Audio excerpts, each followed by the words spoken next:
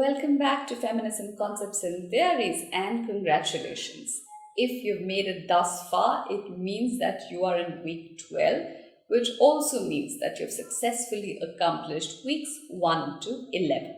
So, just to let you know, week 12 is very easy. We are just going to go through broad learnings and conclusions, gathering together the various threads that we've been building up week by week by week to get to where we are now. I hope by now you have the feeling that you've accomplished a lot, because you truly have accomplished a lot. We began with very basic building blocks. We started with a feminist vocabulary. We started with the question of the sex-gender framework. We started with concepts like equality and difference. And slowly we began to build up a repertoire of concepts and conceptual vocabulary to try and understand what it means to look at the world with a feminist lens. So I'm quite happy with the amount that we have achieved in the past 12 weeks, and with your questions and with your involvement. So thank you for having been with me thus far.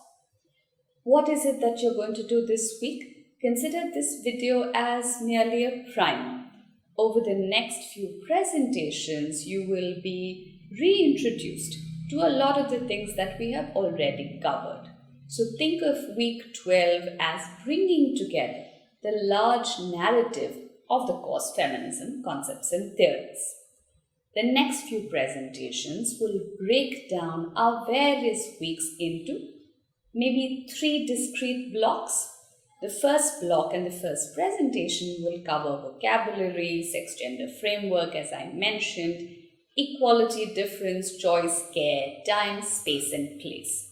And this is in many ways the foundation for this course. So I would encourage you to revisit the presentation and see how is it that these concepts connect with each other.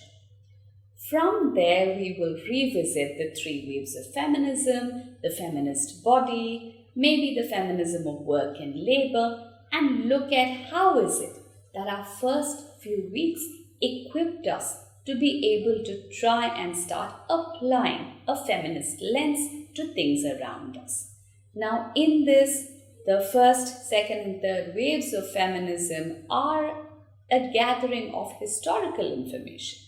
But they're also important for us to start thinking about feminism as a movement that seems to have a particular Eurocentric history, but actually does not, especially when juxtaposed with the history of Indian feminism that was offered to you by Professor Kalpana Karunakaran. So think about looking at these two together in this week of learnings and conclusions.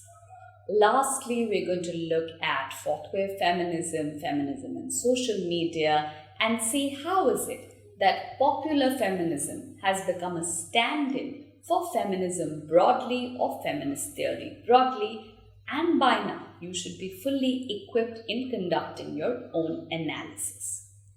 Lastly, and this was the matter that we covered in week 11, we looked at queer theory, and I'll take you through a few key concepts within queer theory that you need to remember and pay attention to, as is required of anybody seeking to broaden the idea of gender as an analytical concept.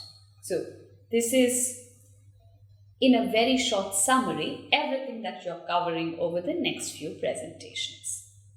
More importantly, or rather most importantly for a lot of you, but I hope not, many of you want to know what is it that you can do to prepare for the exam.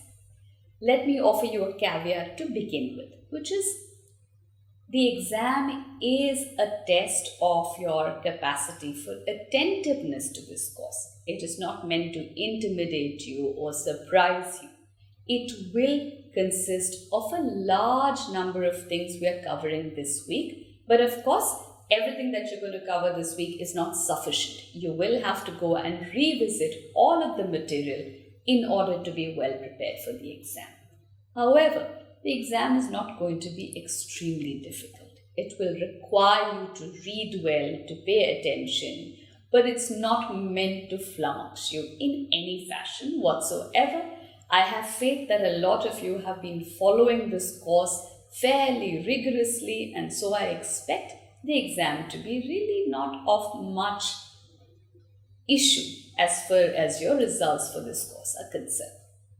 The last presentation for this week will consist of a breaking down of the exam structure. And just to give you a brief idea, part of the exam will consist of multiple choice questions, as you're already used to, true or false, choose the right question, etc., etc. But the second half of the exam will consist of two new kinds of questions. One will be a reading comprehension exercise, where the exam paper will give you a couple of paragraphs extracted from an academic journal article on gender. You will have to read it, comprehend it, and answer the questions accordingly. Now, the questions are geared at making sure that you have read the paragraph well, but also how well you understand the paragraph will make a difference to your ability to answer these questions.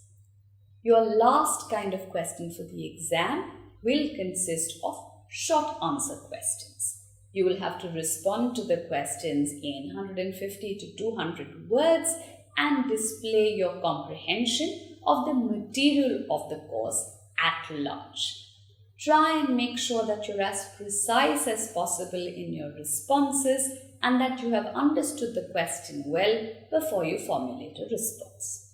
And just to put you at ease, the last presentation material for week 12 will consist of questions as examples and ideal type answers as guidelines for you to formulate your own thoughts. I hope these are helpful. I hope they allay some of your fears vis-a-vis the exam, and I hope that the idea of the exam doesn't take away from your larger learnings and conclusions from feminism concepts and theories. I'd like to add at this stage that I've thoroughly enjoyed preparing the material for this course and gathering the various examples and articles and references. It has been a huge learning experience for me, so I'd like to thank you for your attention and for having made the journey with me thus far. I hope and I look forward to many of you returning to other courses that I offer in the future, and good luck for your exam, and I hope that you're able to accomplish everything that you aimed for in relation to this course.